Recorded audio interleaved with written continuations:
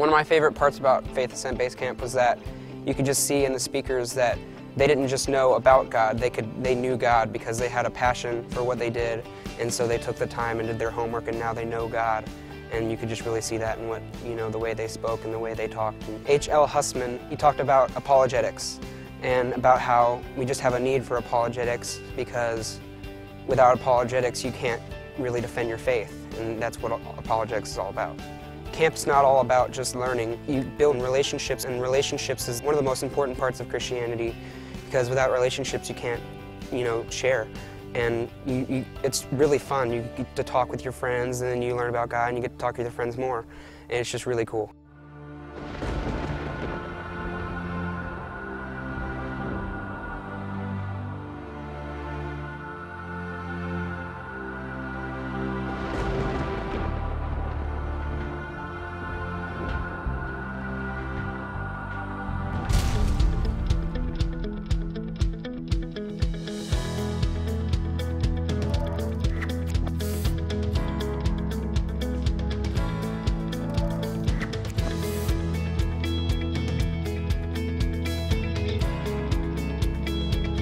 The question I'm going to present tonight is, can you have a brain and be a Christian? A lot of skeptics view faith as belief in something you cannot prove. But what they're doing is they're defining blind faith, and that's not the kind of faith that I walk in at this point.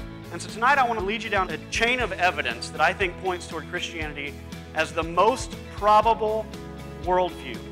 But as you examine all the worldviews, as you examine the evidence, Jesus rises to the top. He is worth placing your trust in. But if you can learn to deal with these answers, you can go out there and you can talk to anybody with boldness and confidence.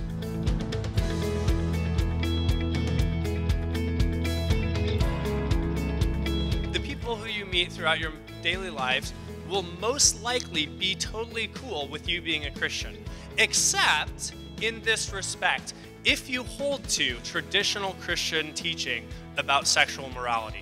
If you are willing to do the work to understand the teachings of Jesus on the question of sexuality, if you are doing the work to present that as charitably, as kindly, as graciously as possible, as sensibly as possible, culturally, we are in a position where you will not be spared from the charge of being a bigot. And so if there is a place right now where you need to do the hard work and gird up your loins and get prepared, good friends, this is the place.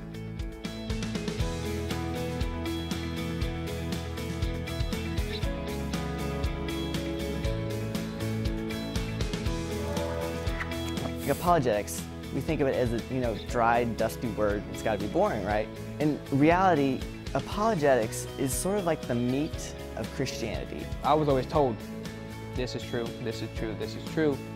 It was very little explained why it was true.